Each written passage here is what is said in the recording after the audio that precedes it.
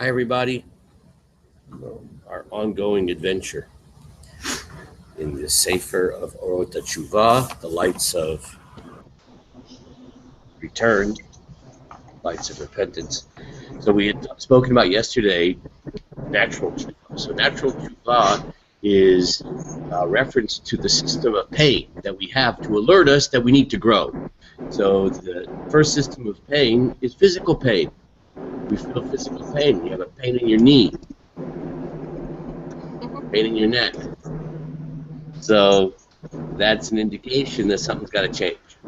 And what has to change could be the way one behaves physically. To sin against the laws of nature, that's the way Rav Kook put it, which I think is a pretty amazing formulation, right?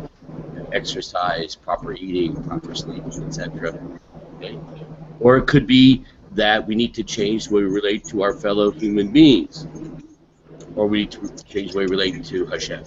All of those areas of behavior relating to ourselves, relating to Hashem, relating to people, on the level of health, on the level of on a spiritual level or ethical level, all those things can produce physical symptoms. It's like psychosomatic medicine, but it's not in your imagination. You're not imagining that your knee hurts. It really does hurt. By the way, this is not a reference at all. Right. So now we're about to start the second level.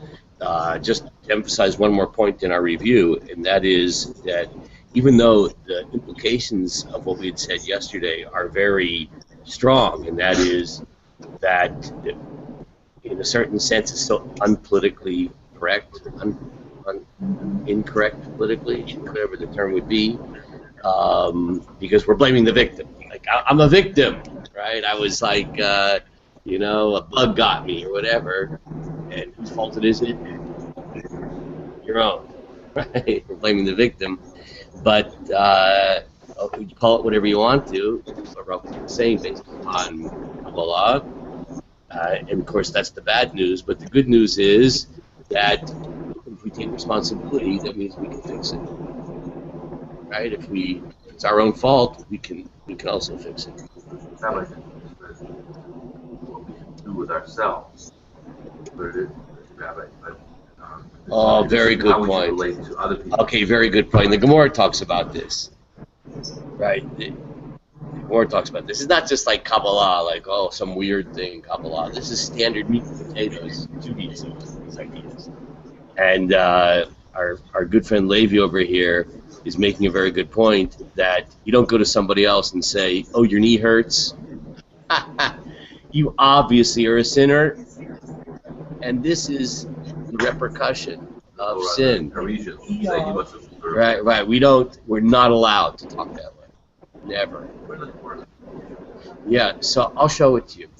Yeah, that's a very famous idea. Okay, this is for yourself. You don't go tell somebody else it hurts their feelings. Right? It's for somebody else to read. People have to internalize it themselves. You don't have to. Okay. Yoter pnimit. Ever see where we are? More internal. He had teshuva. Go ahead, Larry. Where are we? 3 up. Okay. Yoter, by the way, people are listening digitally. I'll try to make available texts that we're using, the Hebrew and the English. I didn't send it out, but I will send it out. Yoter pnimit teshuva hativit nafshit v'ruchanit. More internal in terms of the pain alert system that we've been talking about is a level which is still on the natural level, right? Because the first level was natural in the sense of experiencing physical pain. But now, also on the natural level, is psychological pain. Okay, that's Baby's department over there. We experience psychological pain. Huma shekorim musar klayot. That's what's sometimes referred to as musar klayot, the affliction of the kidneys. Okay.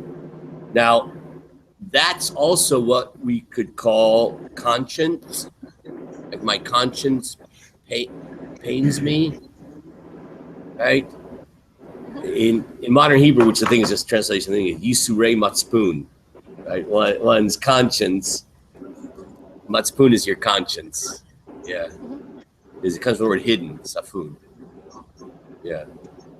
right? You're hidden, that your pangs of conscience. Teva hanefesh enoshit hulalechet b'derech yishar narakum. This is an amazing thing. You know that the natural inclination of the human soul is to go in the straight path. I know it doesn't seem that way, but that's Hashem made us good. Hashem made us good. Uchesasar mina derech. But then when we behave in a way which deviates from that path, kishanafal bechet, when we fall into the clutches of sin, im nafsho adayin lo nishchata legamre, if a person's soul hasn't become completely corrupt, then one's natural sensitivity, which is inclined towards walking the straight and narrow path, will cause sadness. And a person feels that sinking feeling, that melting feeling of pain, of the fact that one is living one's life in a way which is not in harmony with one's inner self. One's inner self is straight and good. And when one lives a life, practically speaking, which is not straight and good, that lack of harmony between one's behavior and one's internal essence creates pain. It creates emotional, psychological pain. Now, can you imagine? I don't know. Would Kaiser approve this therapy? I just heard a whole thing on the radio that Kaiser was like they're hiring now like a whole bunch more therapists. Yeah. Zev, looking for a job. Do you need any like formal degrees for this? Yeah. How about learning Rav Kook's or Teshuvah? I could give a diploma at Jewish psychology. This is an amazing thing. That when a client comes and they're experiencing psychological pain, to say, let's take the first thing, say, you know how good you are? You are so good. And it could be that the way you're living your life is in disharmony with who you are inside your goodness. Let's take a look at your life. Let's see if we can align the way you live your life with that goodness that's inside of you. Let's take a look. Yeah, please, and speak up so the world can hear you. They're separated from God. I mean, they're secular and they really have no interest in it. But that separation causes that suffering, and it causes people to do the soul to really be in anguish, cause people to become self-destructive, and they don't even know about it. It's like some people, for instance, I don't know, I don't want to use any particular person, but who end up killing themselves because they don't even know that they're in agony because they're separated from God. Yeah, very good. This is sort of the great tragedy. This is definitely in the spirit of what he's saying, that, it's very hard to deal with our issues if we're pointing in the wrong direction, right? According to this, and I actually think that there are even non-Jewish or secular psychologists who suggest that, as a matter of fact, Jung, I believe, made a statement that if you dig deep down, that psychological pain flows from a spiritual disorder. And we even made, there's a beautiful quote, I shared this with you, I think, last year, where he talks about, because he was dealing with alcoholism in this particular letter that he wrote, and he quotes this Latin phrase that when the disorder caused by spirit, in the sense of spirits, right? Alcoholism is actually a disorder of the spirit, right? The internal spirit, okay? Yeah, it's a very important point. Very important point. And therefore, hopefully, the pain's alert system. What a blessing. I'm depressed. What a blessing. That's also maybe the first thing we should tell a client. You're depressed? What a blessing. What a blessing, because that means that your sensors, your pain sensors are still functioning, because he actually said that above, where he says, if your soul isn't corrupt completely, then your pain system will be able to sense that you're living a life in disalignment. The amazing thing about this is a person could not be depressed, and that's even a bigger problem. Can you imagine that? You have two people in front of you. Oh, Dr. Koff, I'm very depressed. Oh, wow. Okay, this is a problem, but thank God then it's an alert that we need to align, create an alignment. We're going to do like a spiritual chiropractic on you. We're going to do an alignment. Okay, now applying to over here. Doctor, I'm not depressed at all. Everything is perfect. Now I'm really worried about you. You're in big trouble, right? Because your soul has been so deadened that you don't even sense your disalignment. Let me tell you how messed up you are so I can get you depressed. You'll do something about it. Shock therapy there. That would be, wow. This is all what he's saying here. So what happens is that the person now is motivated, hopefully, because they do feel that depression, they do feel the pain, that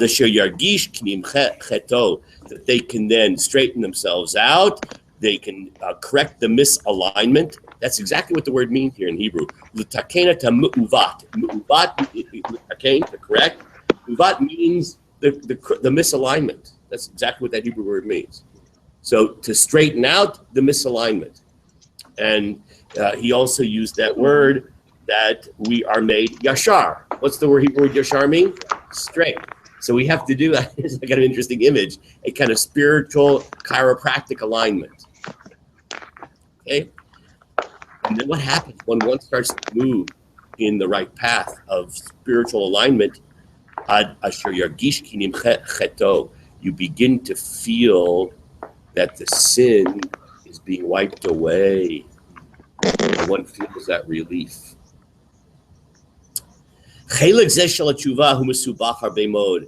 And we have to know this aspect of tshuva, this more psychological pain, right? It's very complicated. It's dependent on so many different factors. Depends upon internal factors, environmental factors. This is a whole thing in secular psychology of, is the issue internal, right? I don't need to know anything about your life or your family system, right? To just deal with you. Or chitzoni. It's dependent upon certain external factors. Let me take a look at your family. Let's take a look at all the structures around you, right? Family systems, that's a big field out there. One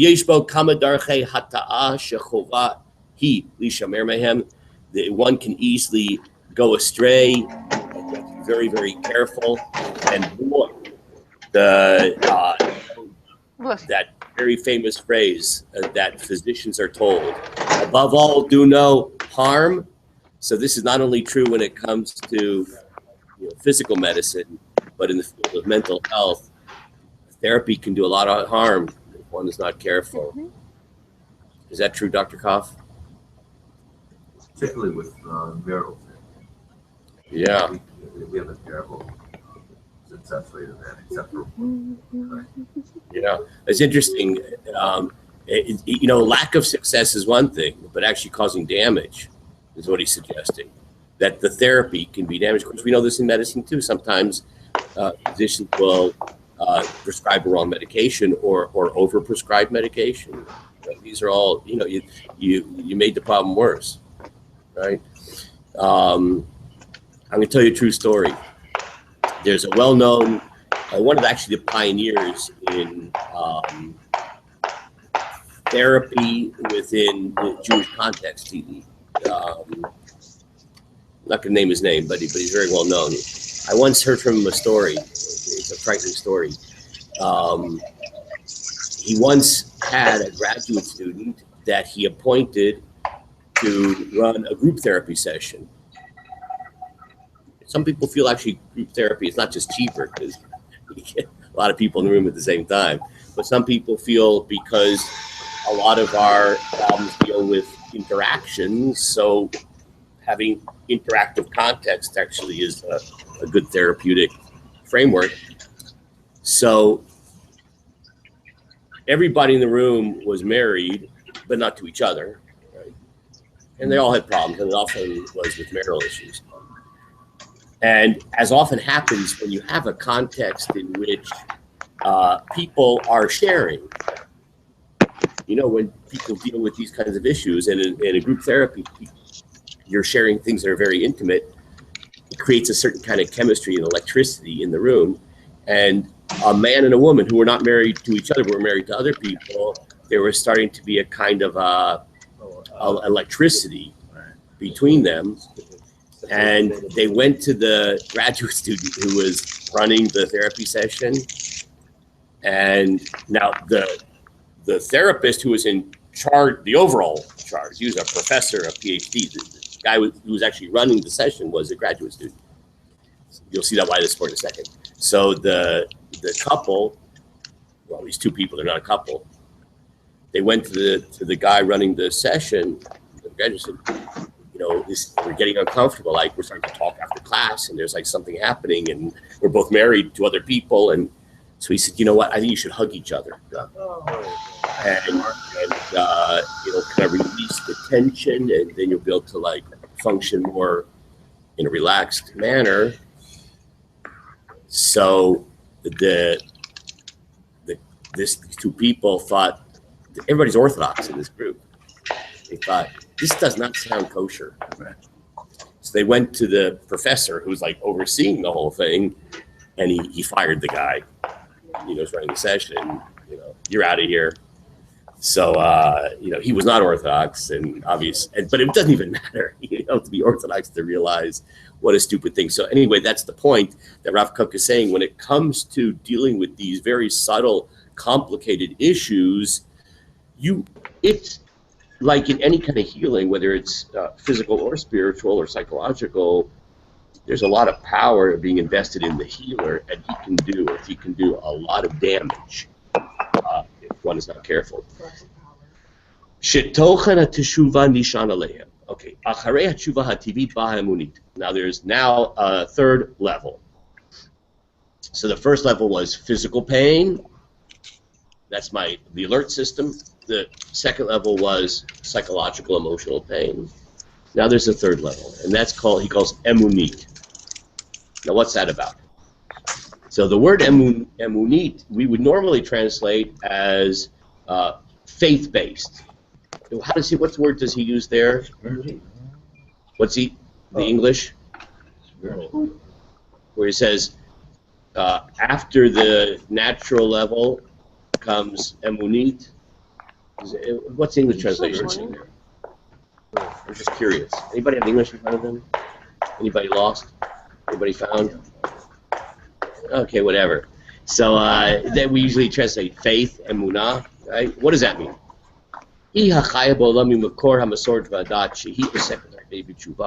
התורה מבטיחה לשווי פשע סליחה, חטאות היחיד בציבור נמחים על ידי תשובה, נביאים מלאים הם דברים נשגבים, I'll translate in a second, על דבר תשובה, בכלל כל ערך התוכחה התורית בנוי הוא על התשובה האמונית, במעמקיה ישנם פרטים לעין חקר אשר אך כלליהם היסודיים דורשים הרחבת דיבורים רבים. Okay, saying the following. Let's deal with a hypothetical case of a Jew who's actually a very frum, religious, committed person. You see, the first category we're talking about, you don't have to be so religious. Frum, right? That word in Yiddish. Right? People are motivated to change because they're feeling pain. So people sometimes go to a healer or even to a rabbi, not because they're so religious, but because they're in pain and they're groping, help me out. They'll do anything. They'll go anywhere, talk to anybody, especially if it's free. Rabbis are often the first line of the first responders because the price is right. Dr. Koff, you got to pay for. You have to pay for Rabbi Zeff in this world. But the second category is not so much that one is feeling this psychological pain or physical pain, but one simply wants to do the right thing. So you take out your law book, Shulchan Aruch, and you're learning about the laws of Lashon Hara, let's say, of gossiping. So one's motivated to change. Why? Because you want to do the right thing. Not so much because I'm in pain, but I want to do the right thing. Okay? That's a pretty high level. I'm not sure how many people are, usually it takes some pain. Okay. Hatshuva hasichlit hi ota shekvar rachsha latativit vemunit. And then there's even a deeper level, which he calls sichlit. Now, the problem is that I've mentioned this before. You know, a lot of systems will use vocabulary. The word doesn't always mean the same thing in every system. I'll give you an example. The word dot in Hebrew. Anybody know the word dot in Hebrew? Okay, yeah, so not da'at with an ayin, but dot, the daled taf. So it sometimes is translated religion. Like in modern Hebrew, you say dati. He's dati, he's religious. But actually the word dot really means law. So it depends what context you're reading. Is that when you see the word dot, does it mean law, does it mean religion? So same thing here when Rav Kook uses the word emunit. Faith-based. Yeah, so faith-based. And then see, that was like, you want to follow Shulchan Aruch, so you changed because you just simply want to do the right thing. Now we're doing sichlit, right? So sichlit, the way you translate that in modern Hebrew would be intellectual. How does he translate that? Intellectual. Okay, question is, what does that mean? So we'll actually find out tomorrow. So do not breathe. No, breathe. But hang on, because tomorrow we will understand this next level of frameworks which motivates teshuvah. Have a great day, everybody. Chana, manishma. Exam tomorrow. At beritza. אני בעבודה. עבודה. אני שומע כאילו ריצה ברקע. Okay, יופי. Chana. כן. Wait, I'm going to go off air. Hang on.